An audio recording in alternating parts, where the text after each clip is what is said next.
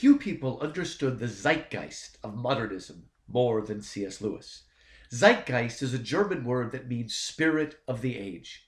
And Lewis explains that the spirit of the modern age is a spirit of relativism. There are no longer any transcendent standards of the good, the true, and the beautiful. Everything is relative in the eye of the beholder. Lewis wrote a book called The Abolition of Man, a book that should be required reading for all educators. And what Lewis does in that book is shows what happens when educators throw out all standards, not only of beauty and evil, beauty and ugliness, but of good and evil, right and wrong. Lewis begins this rather difficult but challenging, difficult book by telling a story of two people that are visiting the Alps and they see a waterfall. And one says, "That waterfall's sublime." The other one says, "Beautiful." Now, they happen to be overwatched by Samuel Taylor Coleridge, the great romantic poet, and Coleridge agreed with the one who said the waterfall was sublime and disagreed with the one who called it beautiful. The writers of this textbook that Lewis critiques in The Abolition of Man say that Coleridge is wrong, that the waterfall is whatever the viewer thinks it is. This sounds obvious to many people. Of course, beauty is just a matter of taste. But what's happened in the modern zeitgeist is we have extended that everywhere.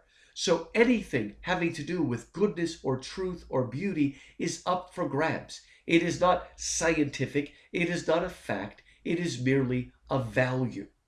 This is very dangerous because we cannot train people to be virtuous, good people unless we can present to them virtues as real things.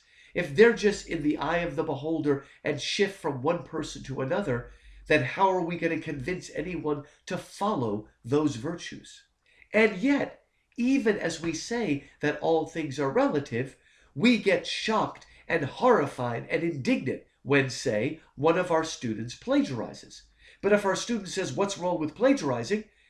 if we're not allowed to say plagiarizing is wrong, that it violates a moral ethical code, then all we can say is plagiarism is wrong because I say it is. Here's the problem Lewis says in the most famous line from The Abolition of Man. He says, in a sort of ghastly simplicity, we remove the organ and demand the function.